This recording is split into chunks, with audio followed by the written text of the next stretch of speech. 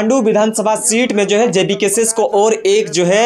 Seat निकलने का chances बन रहा है, क्योंकि तिवारी महतो दावा कर रहे हैं कि हम जो ये सीट आजसू सुप्रीमो सुदेश महतो के लिए छोड़ रहे हैं। हालांकि छोड़ने के बाद क्या अन्य जो दलें हैं, अन्य जो पार्टियां हैं, जो प्रतिद्वंदी पार्टियां रही हैं, प्रत्याशी रहे, क्या वहां पे दावे नहीं करेंगे? अगर दावे करेंगे तो कितना ज़्यादा पॉजिटिव निकल के आएगा, ये भी तो सारी चीज़ें देखने लायक बात होंगी। लेकिन अगर यदि तिवारी महतो उस सीट को छोड़ते हैं, मांडू विधानसभा सीट को छोड़ते हैं, तो वहां पे जेबीकेएस जेएलकेएम को और एक सीट आने का जो है चांस बन रहा है। अगर उपचुनाव होता है तो उपचुनाव के बाद जो है नतीजा सामने आ जाएगा, और अगर इस तरह से बातें निकल के आएंगी तो बहुत सारे पॉजिटिव बातें जो है, जिस तरह से टाइगर जयराम महतो झारखंड लोकतांत्रिक क्रांतिकारी मोर्चा को एक सीट हाथ लगी है, अगर मांडू विधानसभा सीट में जो अगर उपचुनाव होने का चांस बनेगा तो हमें लगता है कि दूसरा का भी जो है आने की पूरी संभावना बनी रहेगी। तमाम चीजों के लिए पूरी वीडियो को देखिए, क्या कुछ होता है, क्या कुछ कारण है जिस वजह से जो है मांडू सीट को तिवारी महतो आजसू के प्रत्याशी, आजसू के जो विधायक हैं, वो त्याग करने के लिए तैयार है। तमाम चीजों के लिए बने रहे। सुदेश महतो जी के लिए ये सीट छोड़ने के लिए हम तैयार हैं, और सुदेश महतो जी से मिलकर हम जल्दी रिजाइन भी देंगे, और हम आग्रह करेंगे तमाम कार्यकर्ता लोग से कि चुनाव की तैयारी करें और माननीय सुदेश महतो जी को मांडू से हम लोग विधायक बनाकर विधानसभा में वहां पे सुदेश जी का गूंज सुदेश महतो जी का गूंज गूंजना चाहिए। और आप लोग मालूम है कि सुदेश जी जो बात उठाते हैं विधानसभा में लोगों के निचले स्तर पर उज्जवल समस्या के लिए शायद कोई भी नेता नहीं उठाता है। हारना जीतना अलग बात है, लेकिन जो सही बात को उठाने वाला नेता चाहिए, हमारे नेता सुदेश। झारखंड विधानसभा चुनाव का नतीजा आने के बाद जो है ये स्पष्ट हो गया है कि झारखंड में इंडिया गठबंधन का सरकार बनने जा रहा है। लेकिन एक चीज़ बड़ी सुर्खियों में रहा है, मांडू विधानसभा सीट को लेकर। मांडू सीट में आजसू का प्रत्याशी तिवारी महतो उर्फ निर्मल महतो जो है जीत हासिल किए, और जीत के बाद जो है लगातार ये दावे कर रहे हैं वो प्रत्याशी कि मैं जो ये आजसू पार्टी के सुप्रीमो सुदेश कुमार महतो के लिए सीट छोड़ने के लिए तैयार हूँ। हालांकि ये स्पष्ट अभी भी नहीं हुआ है कि तिवारी महतो जो है उस सीट को छोड़ने जा रहे हैं। हालांकि कांटे की टक्कर के बाद जो है वहाँ पे कांग्रेस के विधायक जेपी भाई पटेल को जो है वहाँ पे पछाड़ा है, और पछाड़ने के बाद जो है आजसू के कैंडिडेट तिवारी महतो ने जीत हासिल की है। जीत के बाद जो है उन्होंने सर्टिफिकेट भी ले लिया है, शपथ पत्र नहीं लिया है, शपथ नहीं लिया है। लेकिन चर्चा के विषय तभी से हो रहा है कि आखिरकार मांडू सीट में इस तरह से क्यों प्रत्याशी के माध्यम से जो है इस तरह से बातें निकल के आ रही है कि हम जो है ये सुप्रीमो के लिए छोड़ने वाले हैं, ये सीट हम त्याग पत्र भी देंगे, और त्याग पत्र देने के बाद जो है यहाँ पे आजसू सुप्रीमो सुदेश महतो को चुनावी मैदान में आने के लिए कह रहे हैं। हालांकि कल जो है आजसू सुप्रीमो सुदेश महतो से तिवारी महतो यानी कि मांडू के प्रत्याशी रहे, मांडू के विधायक जो होंगे, वो जो है सुदेश महतो से मिलने के बाद जब उन्होंने एक वीडियो कॉन्फ्रेंसिंग वीडियो के जरिए जो है उन्होंने कहा कि मैंने सुदेश महतो से बातचीत कर ली है, सुदेश महतो को सारी चीज़ें जो है हमने रख दी है, कि जिस तरह से जो है तिवारी महतो लगातार ये दावे कर रहा है कि हम जो है मांडू सीट छोड़ने के लिए तैयार हैं। हालांकि जीत हार की वजह जो है वहाँ पे तीन पार्टियों का जो है जोरदार टक्कर रहा। जेबीकेएस जेएलकेएम की प्रत्याशी बिहारी महतो भी कड़ी टक्कर में रहे, उसके बाद जेपी भाई पटेल भी रहे, और जीत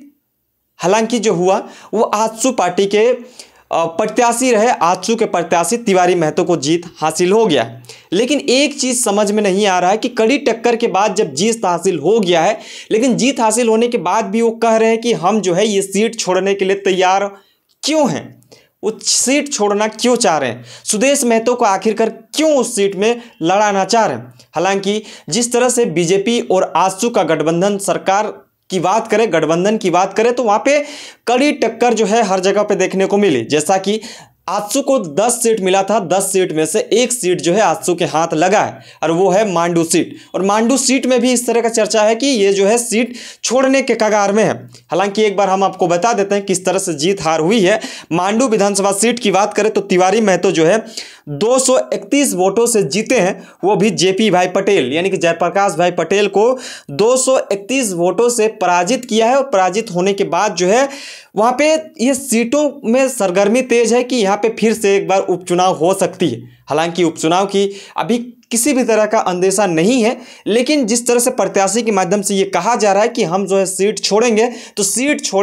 छोड़ने के बाद किसी न किसी तरह को प्रत्याशी के रूप में वहाँ पे आना पड़ेगा, विधायक के तौर पर रहना पड़ेगा, क्योंकि सरकार अभी स्थापित हुआ नहीं है और सरकार बना नहीं है। सरकार बनने से पहले जो है इस तरह से सीट छोड़ने की बात कही जा रही है। हालांकि जेबीकेएस जेएलकेएम का जो प्रत्याशी रहा बिहारी महतो, उन्हें भी जो है अच्छा खासा वोट मिला है, 71,200 के करीब जो है उन्हें वोट मिला है। वोट जो है लोगों ने उसे उतना ज़्यादा प्यार दिया, सराहनीय किया है। लेकिन उस सीट में कड़ी टक्कर के बावजूद भी जो है इस तरह से आजसू के प्रत्याशी का दावा